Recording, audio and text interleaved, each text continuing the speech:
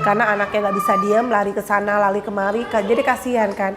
Sayangnya juga nggak tahu bener-bener dia ADHD. Sebenarnya kasihan ya kalau anak-anak seperti ini dicapnya seperti ADHD atau anak nakal gitu. Sedih juga sih sebenarnya. Bahwa sering anak ADHD itu dicap anak nakal, anak bandel, sehingga gurunya suka memberikan hukuman. Ya, padahal anak ADHD itu dia berperilaku seperti itu bukan sengaja, karena ada mekanisme dalam tubuhnya yang dia tidak bisa kontrol.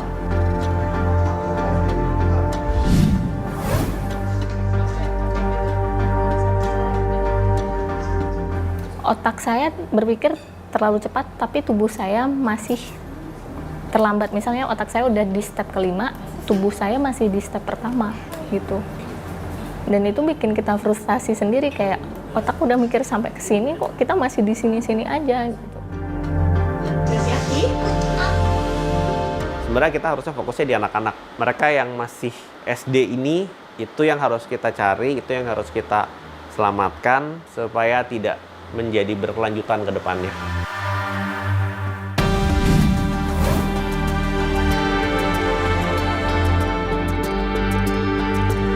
Jangan menyembunyikan karena malu, karena ini sudah menjadi program. Pemerintah sudah menyiapkan berbagai macam fasilitas untuk bisa Bapak dan Ibu sekalian mengidentifikasi dengan bagus.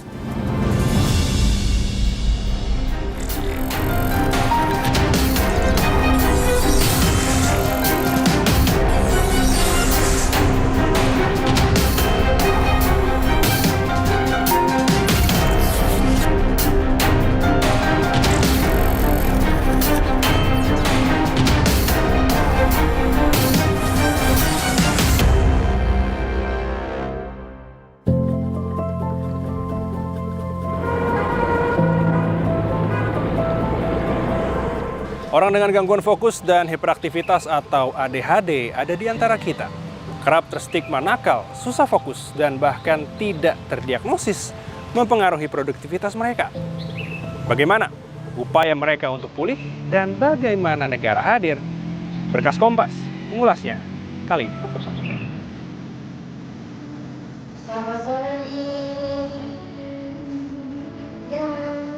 Nalini Kastoriani, ibu dari Andi atau yang akrab disapa D, yang kini berusia 6 tahun, secara rutin mengantarkan anaknya ke klinik tumbuh kembang anak di kawasan Cempaka Putih. Halo Di. Yuk, salim. Nah, kita berhenti ya. Warga Cipinang, Jakarta Timur ini bercerita, anaknya D kerap melakukan tingkah yang berlebihan di sekolahnya. D didiagnosis mengidap Attention Deficit Hyperactivity Disorder atau yang lebih dikenal dengan ADHD. Gangguan pada perkembangan saraf ini menyebabkan orang dengan ADHD lebih susah fokus dan hiperaktif. Sebenarnya sih dari umur 2 tahun. Aku tuh sebenarnya cuma tahu dia hiperaktif, tapi aku nggak sampai tahu dia tuh ADHD. Sampai dia sekolah umur 4 tahun, pertama kali sekolah itu saya selalu dapat panggilan, telepon. Assalamualaikum Bunda ini tadi di nggak sengaja ngedorong seperti itu.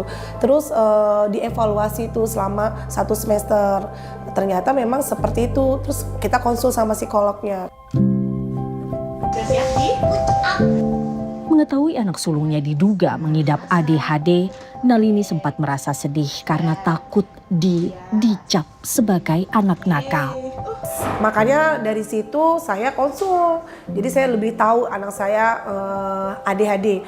Dan sebenarnya kasihan ya kalau anak-anak seperti ini dicapnya seperti ADHD atau anak nakal gitu. Anaknya nakal banget sih, gak bisa diam seperti itu. Sedih juga sih sebenarnya. Yuk kita gunting. Awalnya Nalini tak menyadari gangguan fokus sudah ada pada Di sejak sering diberi buku mewarnai. Di itu tidak pernah bisa namanya mewarnai. Jadi namanya anak ADHD kan setiap pekerjaan tidak menyelesaikan, tidak tuntas ya, pindah ke sana, pindah ke sini. Nah waktu itu dulu sebelum saya tahu dia ADHD, aku taunya kirain aku, oh anak saya tidak menyukai mewarnai, seperti itu. Dan saya baru sadari ngelihat buku-buku sekolah anak saya memang tidak pernah selesai, cuma coretan.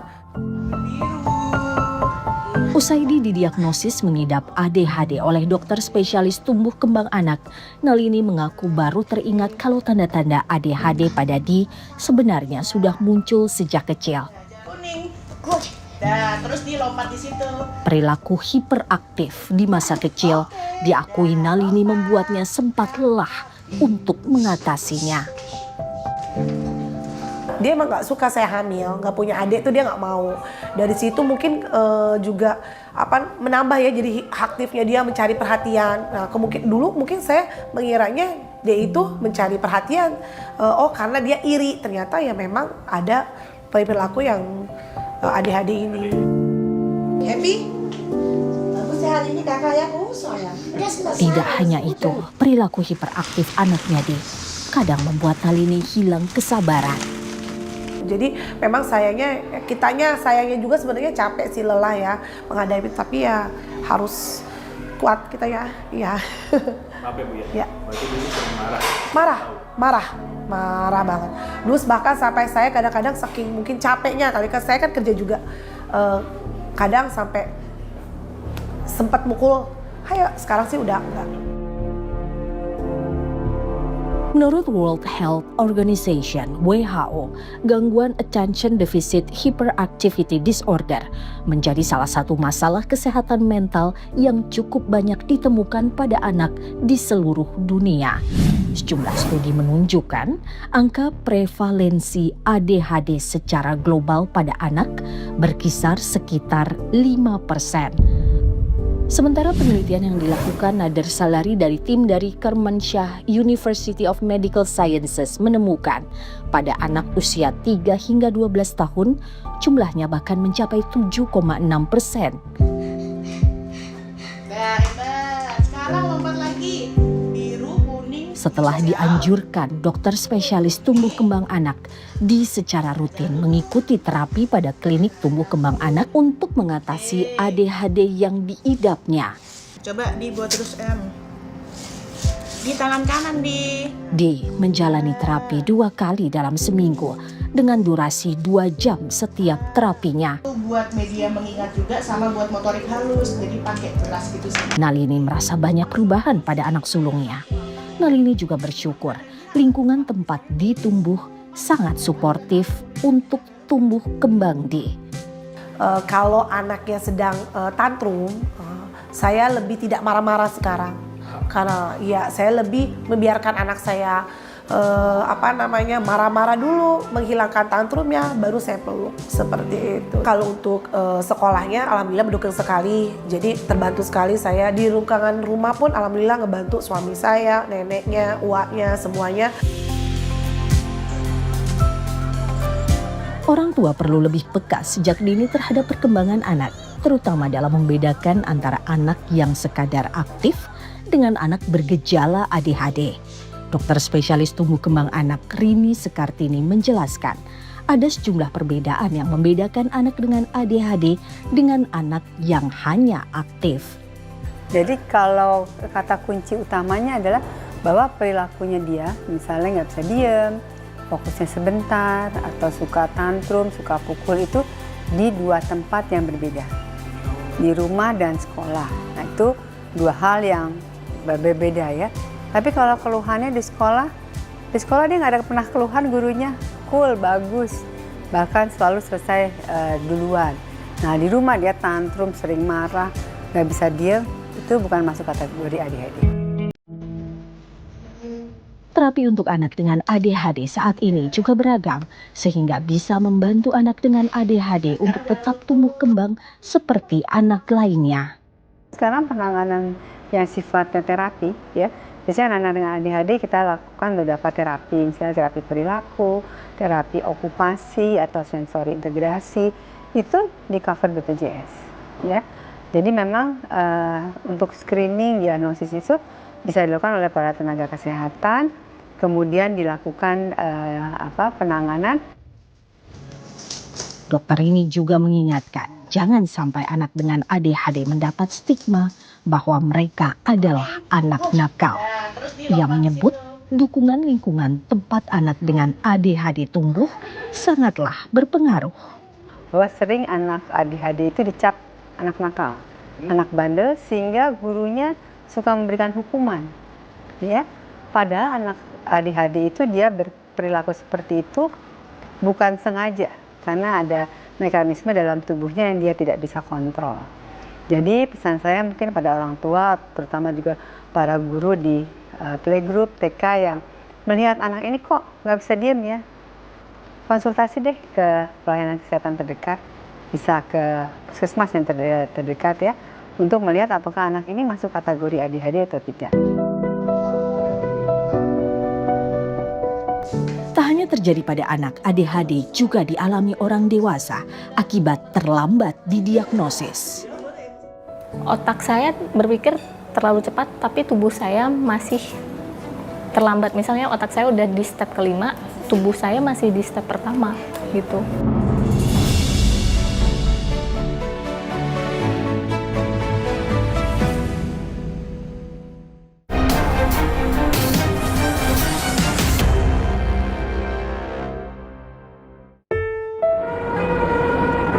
ADHD selama ini sering dianggap hanya terjadi pada anak-anak, padahal kondisi ini juga bisa berlanjut hingga dewasa. Pada orang dewasa, ADHD seringkali tidak terdiagnosis dan muncul dalam bentuk kesulitan fokus, manajemen waktu, hingga pengendalian emosi. Hal ini menjadi penting untuk dipahami bahwa ADHD adalah kondisi sepanjang hidup yang membutuhkan penanganan dan dukungan yang tepat di setiap fase usia. Ratri Puspita Nur Jasmina atau yang akrab disapa Jasmine, perempuan berusia 32 tahun yang bekerja sebagai juru bahasa. Jasmine baru mengetahui mengalami ADHD saat dewasa.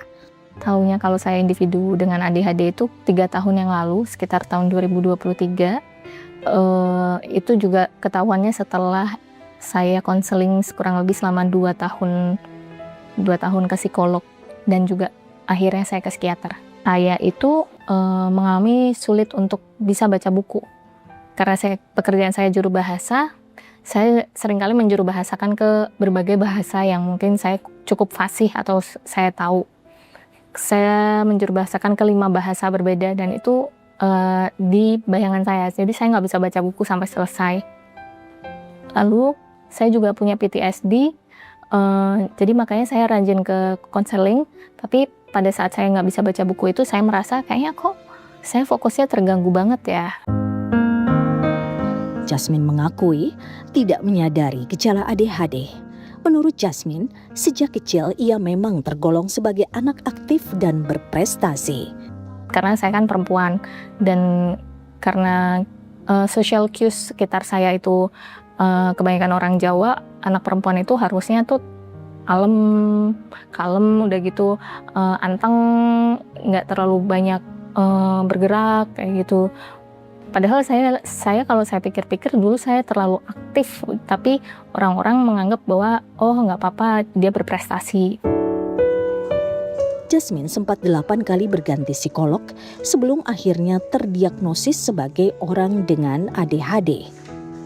2 tahun kurang lebih, akhirnya saya dapat diagnosa, saya neurodivergent awalnya, lalu Mbak Widya mengatakan, kalau nggak salah Mbak Widya itu ngomong kalau saya ini punya ADHD, dan saya disarankan untuk ke psikiater karena saya sampai nggak bisa tidur berhari-hari.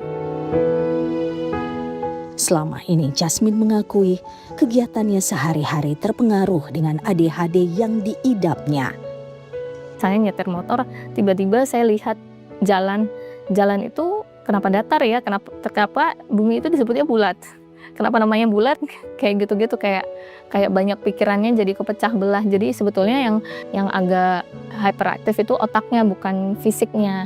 Ketika ujian nulis aksara Jawa begitu lancar itu, dan itu bisa selesai dalam waktu 10 menit karena saya hyperfokus di situ. Tapi kalau saya bosen, saya bisa tidur, tapi tangan saya tetap nulis sambil dengerin. Saya juga pernah nyetir juga sambil tidur, tapi mata saya melek, jadi kayak autopilot gitu. Itu pernah juga terjadi. Gejala ADHD pada orang dewasa dapat muncul dalam bentuk ketidakfokusan, seperti mudah terdistraksi dan sulit menyelesaikan pekerjaan. Selain itu, hiperaktivitas pada orang dewasa seringkali terlihat dalam bentuk kegelisahan atau sulit untuk diam dalam situasi tertentu. Impulsivitas juga menjadi salah satu gejala di mana individu cenderung bertindak tanpa mempertimbangkan dampaknya terlebih dahulu.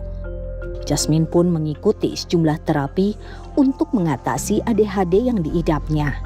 Tidak hanya terapi, Jasmine juga aktif mengikuti kegiatan komunitas ADHD yang membantunya lebih mudah mengontrol kestabilan emosinya. Jasmine ikut dalam komunitas teman ADHD yang menjadi tempat saling dukung dan bertukar informasi. Komunitas ini didirikan oleh psikolog Iriani Indir Hapsari karena kepedulian dengan para pengidap ADHD. Sudah dari 2018 Mas, jadi waktu itu saya sedang disertasi. Kebetulan tema tesis dan disertasi saya tentang ADHD, dan kebetulan waktu itu saya membangun ini saat saya mengerjakan disertasi. Kemudian waktu itu saya kesulitan untuk menemukan komunitas ADHD seperti itu. Jadi saya coba bangun dan ternyata direspon positif oleh masyarakat gitu ya.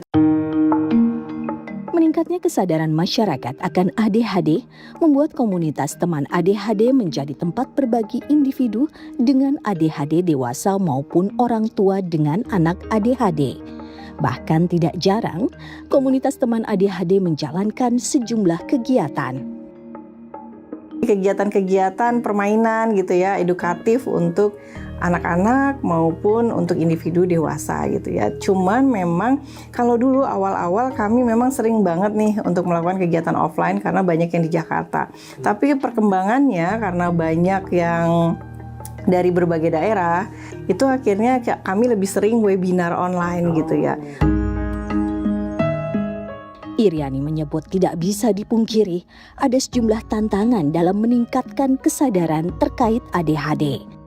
Ya, kita banyaklah contoh-contoh yang istilahnya profesional-profesional yang memang mengalami ADHD gitu ya. Itu juga banyak gitu ya.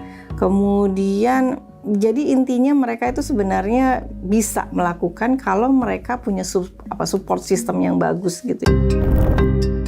Lantas langkah apa yang dilakukan pemerintah untuk meningkatkan kesadaran dan penanganan dini ADHD di masyarakat? Jadi sudah akan ditanggung oleh BPJS Kesehatan mengenai kesehatan mental anak-anak disabilitas berkebutuhan khusus seperti ini.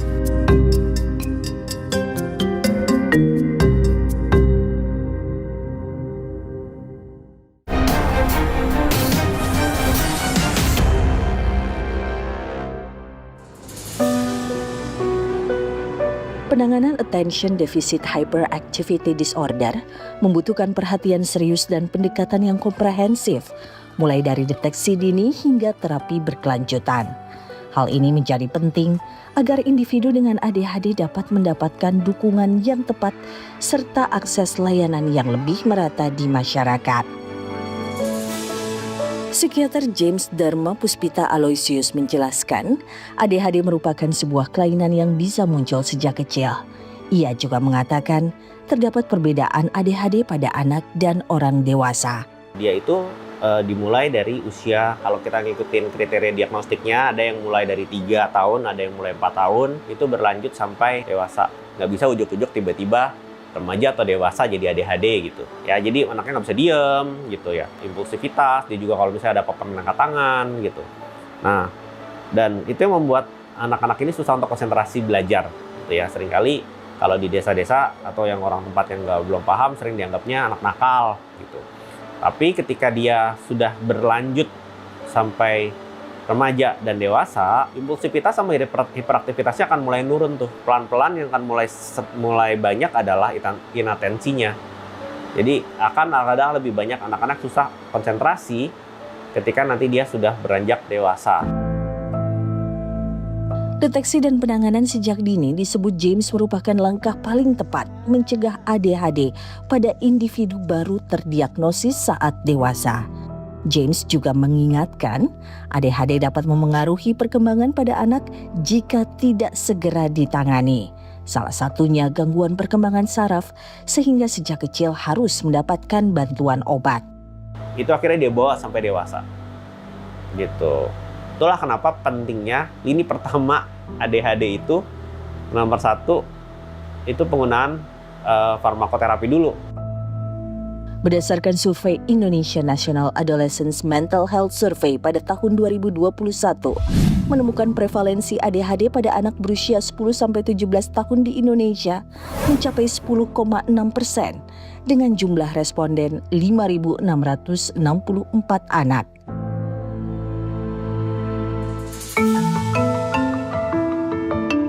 Terapi yang diberikan untuk anak dengan ADHD biasanya dilakukan untuk aktivitas yang dirancang untuk melatih motorik serta respons tubuh. Itu pun harus dilakukan secara menyenangkan dan tidak menimbulkan trauma dengan membangun kedekatan dengan anak ADHD. Kita biasanya menyarankan program di rumah harus seperti apa gitu agar dapat menunjang kegiatan yang ada di klinik, karena kita nggak mau cuman anaknya bisa untuk adaptif di klinik aja, tapi adaptif juga untuk di rumah dan juga di sekolah. Kita juga harus pendekatan pelan-pelan dulu karena kita maunya terapinya kan fun, menyenangkan gitu, tidak menimbulkan trauma untuk anak. Sementara untuk orang yang dewasa biasanya dilakukan terapi tes gelombang otak yang didahului dengan mengobati penyakit penyerta yang dialami orang dengan ADHD. Kita harus pastiin dulu semua komorbidnya udah beres semua.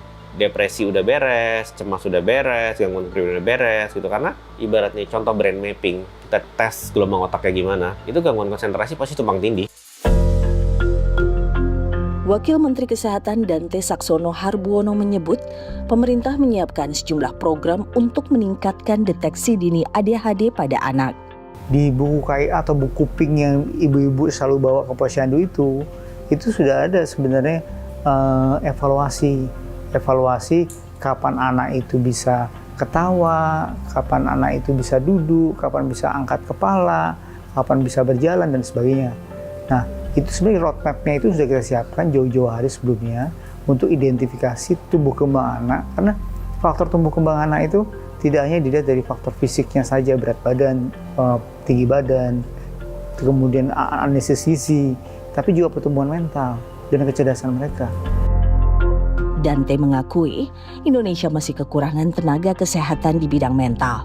Untuk mengatasinya, pemerintah membuat program titian yang mempersingkat waktu belajar profesional di bidang kesehatan mental. Sementara itu, Dante juga menegaskan saat ini, orang dengan ADHD baik dewasa maupun anak-anak bisa memanfaatkan layanan BPJS Kesehatan untuk terapi, konsultasi, dan pengobatan. Sudah kita linkkan dengan BPJS Kesehatan dari mulai posyandu, puskesmas, dan kapitasi di BPJS Kesehatan. Jadi sudah akan ditanggung oleh BPJS Kesehatan mengenai kesehatan mental anak-anak disabilitas berkebutuhan khusus seperti ini. Itu sudah tercover di BPJS Kesehatan. Penanganan ADHD membutuhkan peran bersama, mulai dari keluarga, lingkungan, hingga pemerintah. Kesadaran dan deteksi dini menjadi kunci agar individu dengan ADHD dapat tumbuh dan berkembang secara optimal. Dengan dukungan yang tepat, ADHD bukanlah hambatan, melainkan kondisi yang dapat dikelola untuk masa depan yang lebih baik. Jadi ADHD itu punya kekuatan salah satunya, kita bilangnya novel seeking behavior. Jadi dia nyari perilaku yang original, ide-idenya fresh. Makanya banyak banget sebenarnya yang kerja di kreatif gitu, karena ide-idenya fresh. Bahkan ketika di manajemen pun mereka ngadepin sesuatu yang benar-benar abstrak tuh mereka bisa beresin. Ketika mereka harus ngadepin sesuatu yang cukup sulit, mereka bisa selesain gitu. Saya sih ngerasa semakin saya mengetahui terkait kondisi saya, spektrum saya semakin bisa untuk handle, dan juga saya juga lebih gampang memanage energi saya. Jadi nggak gampang burn out. Saya juga bisa mulai mengetahui emosi dan juga mulai beli emosi itu. Dan ikut peer support group atau ikut komunitas itu membantu saya untuk tahu strategi gimana sih hidup yang baik